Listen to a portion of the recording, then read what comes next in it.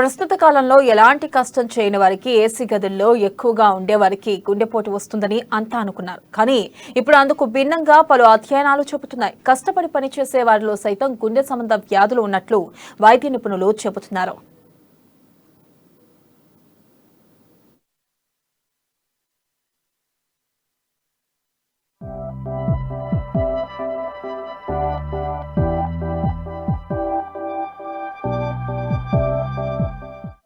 సాధారణ జీవనాన్ని గడుపుతున్న పేదల్లోనూ గుండె సంబంధ బాధితుల సంఖ్య క్రమంగా పెరుగుతుంది.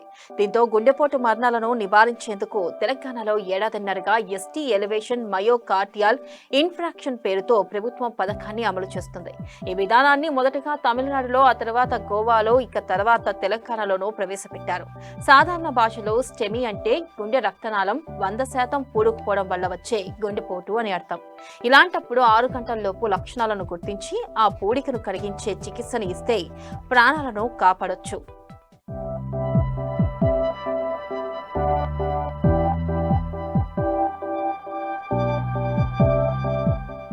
ఈ పథకం కింద రాష్ట్రాల్లోని ప్రభుత్వ ఆసుపత్రులకు ఛాతీ నొప్పితో వచ్చిన 1,80,000కు పైగా ప్రజలకు ఈసీజీలు తీయగా 7,500 మందిలో గుండెపోటు నిర్ధారణ అయింది.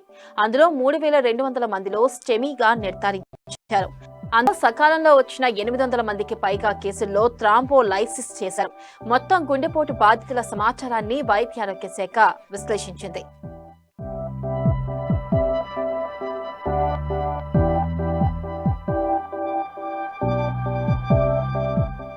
రాష్ట్రంలో హబ్ అండ్ స్పోక్ విధానంలో ఈ పథకాన్ని అమలు చేస్తున్నారు. హబ్ అంటే క్యాత్ ల్యాబ్ ఉంటుంది, కార్డియాలజిస్టులు ఉంటారు.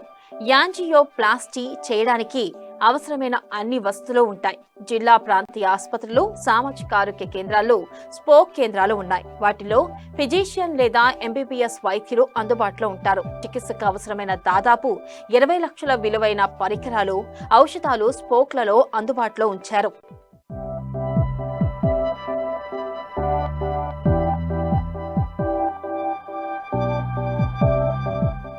అన్ని స్పోక్ కేంద్రాలను హబ్లతో అనుసంధానం చేశారు.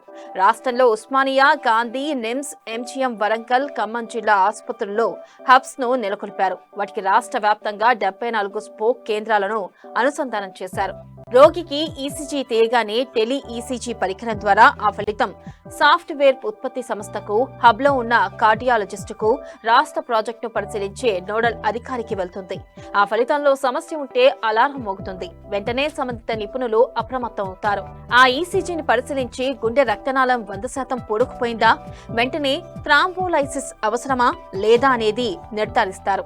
సంబంధిత స్పోక్ కేంద్ర వైద్యుని అప్రమత్తం చేసి థ్రాంబోలైసిస్ ఇంజెక్షన్ ఇస్తారు. దాని విలువ 40,000 వరకు ఉంటుంది. ఈ ప్రక్రియ అంతా కేవలం 3 నిమిషాల్లోనే పూర్తవుతుంది.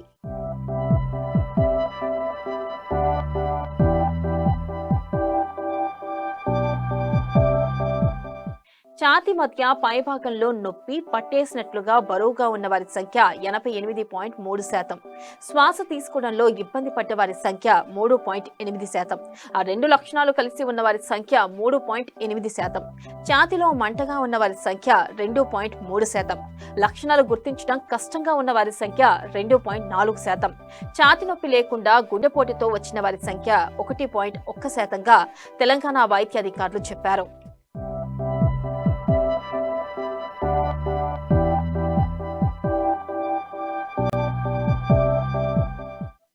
చికిత్సలో ఆలస్యం జరిగితే నష్టాన్ని పూడ్చలేమని, ఒకసారి గుండె కండరానికి రక్త సరఫరాలో అడ్డంకి ఏర్పడి ఆ కండరం దెబ్బతింటే దాని ప్రభావం కొనసాగుతుందని వైద్యులు చెబుతున్నారు.